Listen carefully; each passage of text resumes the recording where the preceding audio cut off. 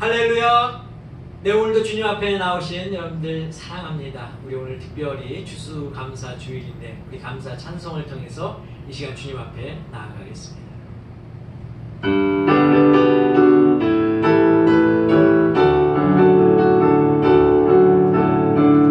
감사로 제사드리리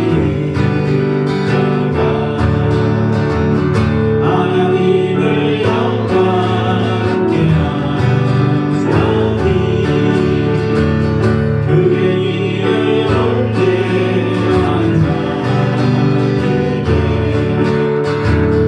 하나님의 구원 보이시리라.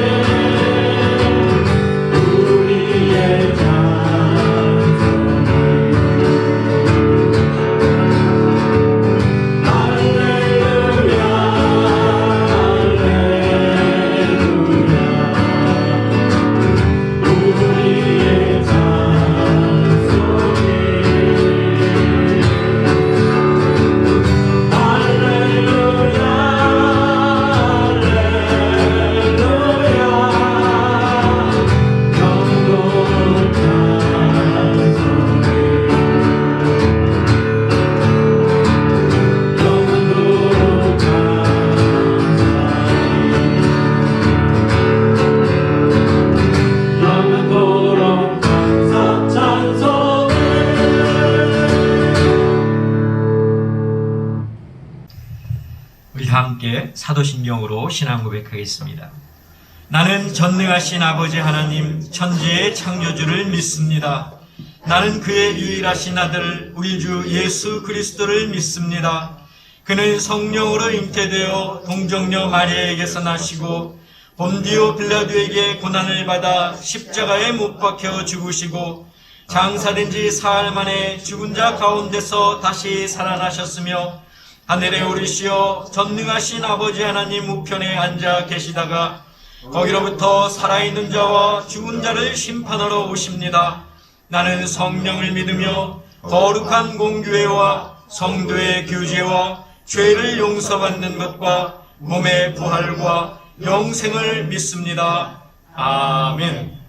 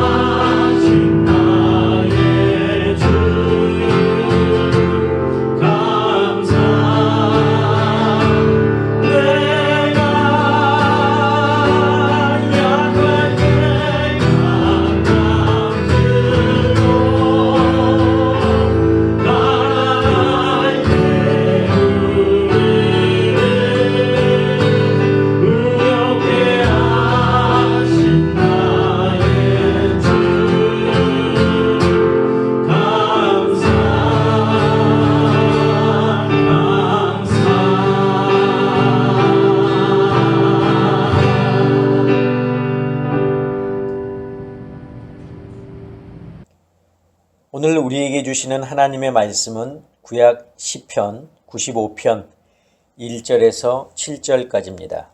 제가 봉독하겠습니다. 오라 우리가 여호와께 노래하며 우리의 구원의 반석을 향하여 즐거이 외치자. 우리가 감사함으로 그 앞에 나아가며 시를 지어 즐거이 그를 노래하자. 여호와는 크신 하나님이시요 모든 신들보다 크신 왕이시기 때문이로다. 땅의 깊은 곳이 그의 손안에 있으며 산들의 높은 곳도 그의 것이로다. 바다도 그의 것이라. 그가 만드셨고 육지도 그의 손이 지으셨도다. 오라 우리가 굽혀 경배하며 우리를 지으신 여호와 앞에 무릎을 꿇자. 그는 우리의 하나님이시요 우리는 그가 기르시는 백성이며 그의 손이 돌보시는 양이기 때문이라. 아멘. 기도하겠습니다. 사랑의 아버지 하나님 감사합니다. 오늘도 저희들을 부르시고 특별히 이 추수감사주의를 맞이하여 오늘도 주님 앞에 감사하는 마음으로 나오게 하심을 감사합니다. 오늘도 주시는 말씀 잘 듣게 하시고 또 말씀 가운데 은혜 받게 하시며 오늘도 들은 말씀을 가지고 우리가 세상 가운데 나아가 실천하는 저희들 될 수 있도록 주님 도와주시옵소서. 예수 그리스도의 이름으로 기도하옵나이다. 아멘. 사랑하는 성도 여러분, 지난 한 주간 주님이 주시는 평안 누리고 또 말씀 가운데 순종하며 사셨습니까? 오늘 특별히 우리가 추수감사주의를 지키는데 우리의 삶이 항상 범사에 감사할 수 있는 그런 삶이 될 수 있기를 주님으로 부탁을 드립니다. 자, 오늘 우리가 이 추수감사주일로 지키는데 이 추수감사주일은 단어에서 주는 그런 의미대로 농부가 한 해를 땀 흘리고 또 수고했던 그 농사를 기쁜 마음으로 추수하며 하나님께 감사하는 그런 마음을 아뢰는 절기이죠. 자, 우리가 알고 있는 것처럼 추수감사주일은 맨 처음 미국에서 시작되었습니다. 추수감사절의 유래를 우리가 알고 있지만 간단하게 좀 살펴보면 영국의 왕 헨리 8세, 또 제임스 1세, 그리고 찰스 1세로 이어지는 가운데 이 영국에서 종교 탄압이 있었습니다. 그때 순례자의 조상들이라 불리던 영국 천교도인들은 1600년대 초기부터 신앙의 자유를 찾아서 대서양을 건너 미 대륙으로 이주하기 시작했습니다.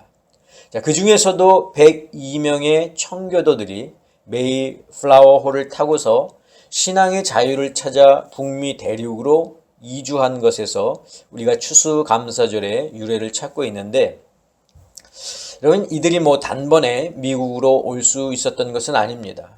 청교도인들은 영국 플리머스 항구에서 1620년 8월 스피드웰과 또 메이플라워호를 각각 나눠 타고서 미 대륙을 향해서 출발을 했습니다. 그러나 초반에 배가 고장나는 바람에 이 두 배가 다시 귀향을 했고 한 달 후인 1620년 9월 6일 결국 메이플라워호 이 배 한 척만 출항을 하게 됐는데 이 배에는 25명의 선원 그리고 102명의 청교도들을 실은 채 미국 버지니아를 목적지 삼아서 출발했습니다. 당시 배에는 선원을 빼고서 남자 78명 그리고 여자 24명이 타고 있었는데 항해 도중에 한 명이 사망하고 한 명이 태어났습니다. 자, 63일이라고 하는 긴 시간 동안 3,400마일의 멀고도 긴 그런 항해 끝에 그들이 도착한 곳은 버지니아가 아니라 미국 동북부 매사추세츠 케이퍼 카드였습니다. 자, 그들은 이곳을 자신이 영국을 떠날 때 그 항구 이름이었던 플리머스를 따라서 똑같이 플리머스라고 명명했습니다. 그러나 도착의 기쁨도 잠깐이었습니다. 11월 중순에 매사추세츠에 도착한 이들을 맞이한 것은 다름이 아닌 강풍과 눈부라치는 그런 혹독한 겨울이었고 또 질병, 식량 부족, 들짐승들의 위협 이런 것들이 도사리고 있었습니다. 자, 그해 겨울 3개월 동안 도착했던 102명의 청교도인들 가운데 절반 이상이 세상을 떠났습니다. 생존자 50명도 대부분 지치고 또 건강이 쇠약해져서 질병으로 신음하고 있었습니다. 자, 이런 가운데 6에서 7명 정도의 건장한 사람들이 땔감을 마련하고 또 병든 자, 노약자들을 간호하고 칠면조와 사슴을 사냥하면서 헌신한 끝에 무사히 그의 겨울을 넘길 수 있었습니다. 따스한 봄날이 찾아오자 생존한 청교도인들은 땅을 개간하고 또 씨를 뿌리고 가꾸어서 그의 가을 기대 이상의 추수를 하게 되었습니다. 그리고 눈물로 하나님께 감사드리며 예배를 드린 것이 바로 우리가 알고 있는 추수감사절의 유래입니다. 자, 우리는 감사라고 하는 단어를 생활 속에서 종종 사용합니다. 내가 누군가에게 도움을 받았거나 생각지도 못했던 좋은 일을 경험했을 때 우리는 감사라고 하는 단어를 사용합니다. 그런데 만일 좋은 일이 아니라 좋지 못한 일을 경험했을 때 우리는 감사라고 말할 수 있을까 하는 것이죠.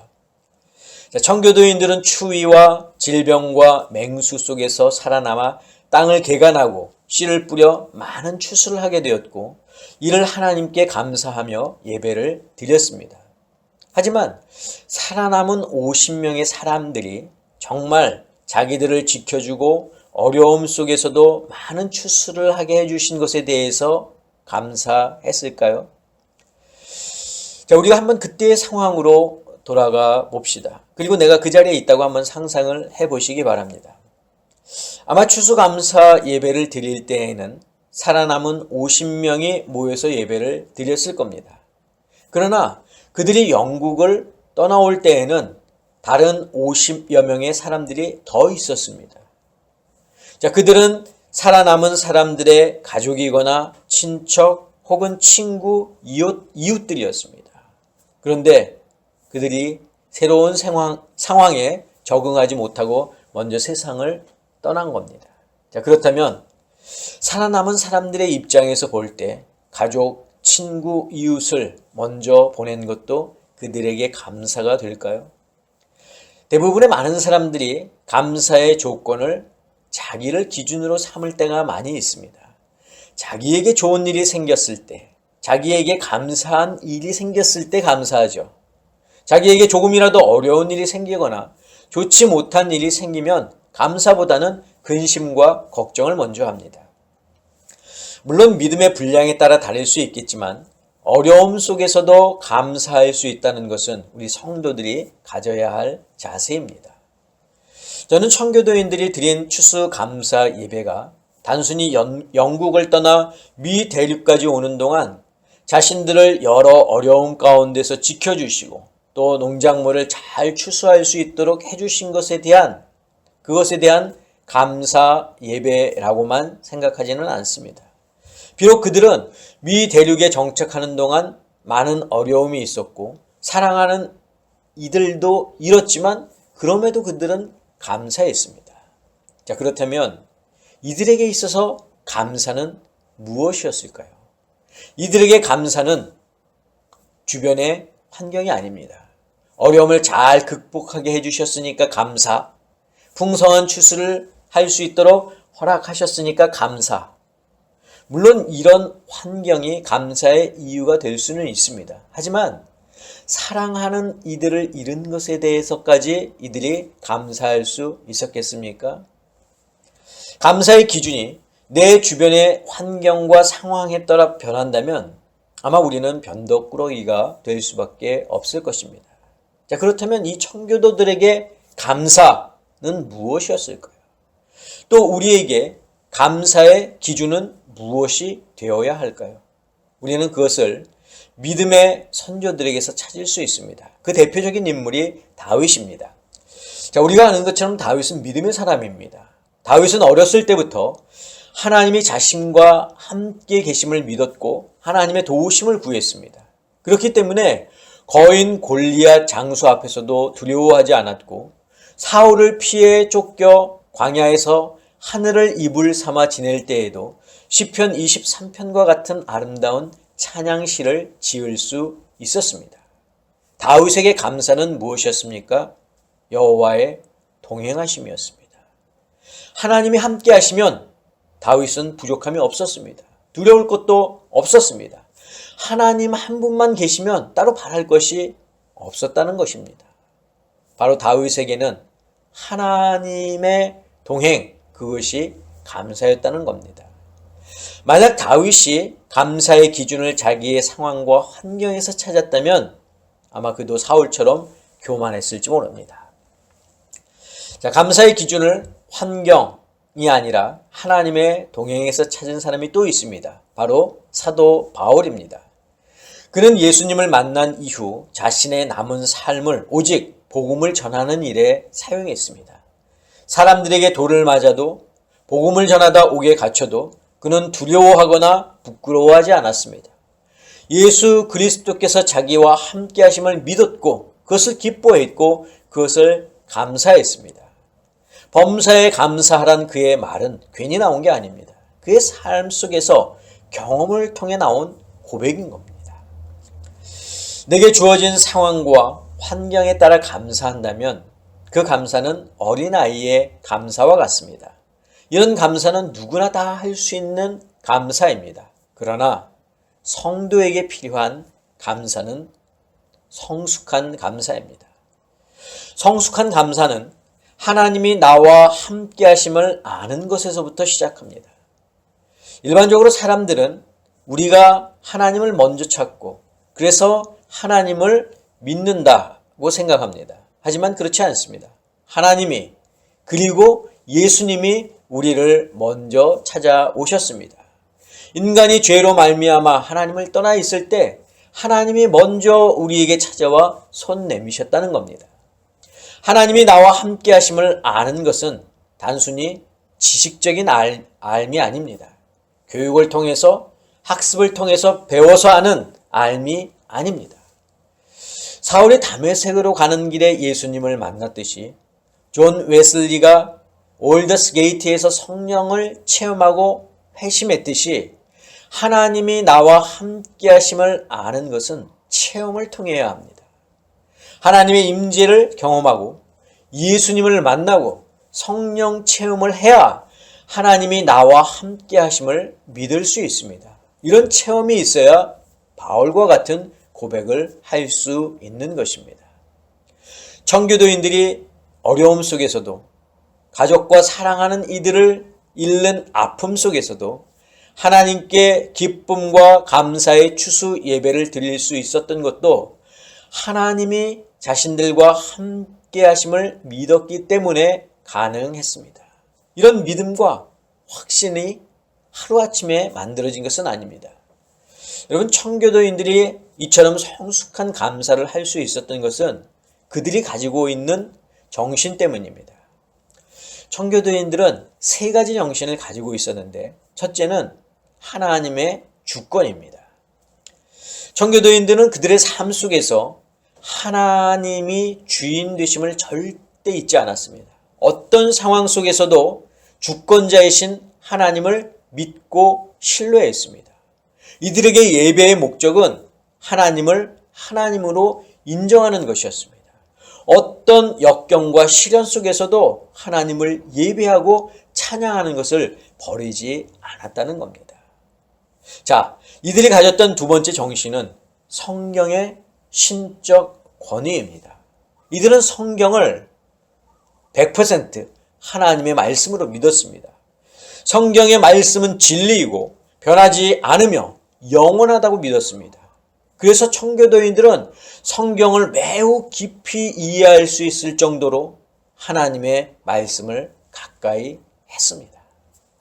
자, 또 청교도인들이 가졌던 세 번째 정신은 신행일치의 삶입니다. 자, 청교도인들은 자신들이 믿는 하나님의 말씀을 삶 속에서 실천하며 살았습니다. 말씀을 믿는 차원에서 끝내지 않고 직접 행함으로 순종의 삶을 살았던 것입니다. 하나님과 세상을 구분하지 않았습니다. 예배와 일을 하나로 모았습니다. 하나님 사랑과 이웃 사랑을 하나로 여겼습니다. 이런 정신이 그들에게 있었기 때문에 어려움 속에서도 감사의 예배를 드릴 수 있었던 것입니다. 그렇다면 우리의 모습은 어떻습니까? 이 시대의 성도의 모습은 어떠합니까? 개인적으로 느끼기에 청교도인들의 신앙의 모습과 비교해 본다면 많이 퇴보한 것이 사실입니다. 세상과 너무 많이 타협하며 살아가고 있습니다. 말씀과 삶이 하나가 되지 못할 때가 너무 많습니다. 하나님의 주권이 교회 안에서만 인정되고 세상으로 나가면 내가 주인 노릇할 때가 많습니다. 하나님의 말씀은 들을 때만 은혜 받고 돌아서면 쉽게 잊어버립니다. 청교도인들은 신앙의 자유를 찾아서 떠났습니다. 그 앞에 어떤 일들이 펼쳐질지 알 수 없었지만 하나님의 동행하심을 믿고 그들은 나아갔습니다. 시련과 역경이 그들에게 닥쳐왔지만 굴하지 않았습니다. 그리고 마침내 하나님께 감사의 예배를 드렸습니다. 청교도인들이 드린 추수감사의 예배는 단순한 감사의 예배가 아닙니다. 우리가 아는 그런 감사가 아닙니다. 상황과 환경과 여건과 형편과 조건에 따라 드리는 감사가 아니었습니다. 저는 우리 아름다운 교회 성도 여러분들이 청교도인들이 품었던 그런 신앙의 정신을 소유할 수 있기를 바랍니다. 이들이 품었던 정신을 배울 수 있기를 바랍니다. 이들이 행했던 감사를 우리도 행할 수 있기를 바랍니다. 그래서 오늘 드리는 이 추수감사의 예배가 하나님의 동행하심 속에 드리는 감사의 예배가 되기를 주님의 이름으로 간절히 축원합니다. 기도하겠습니다. 사랑의 아버지 하나님, 오늘 저희에게 이 추수감사 예배를 드리게 하심을 감사합니다. 이 예배가 단순한 감사의 예배가 아니라 청교도인들이 그들의 삶 속에서 저희들이 품어왔던 그리고 지켜왔던 그 감사의 예배를 드렸듯 우리도 이것이 하나님이 나와 동행하심을 믿는 그 믿음에서 나오는 감사의 예배가 될 수 있도록 주님 도와주시옵소서. 이제는 우리 주 예수 그리스도의 은혜와 하나님의 그 크신 사랑하심과 성령님의 역사하심이 이 추수감사 주일을 맞이하여 진정으로 하나님 앞에 감사의 예배를 드리기를 원하는 사랑하는 당신의 성도들 머리 위에, 저희들의 가정 위에, 건강 위에, 자녀들 위에, 직장과 사업과 일터 위에 지금부터 영원까지 함께 하옵시기를 간절히 축원하옵나이다. 아멘.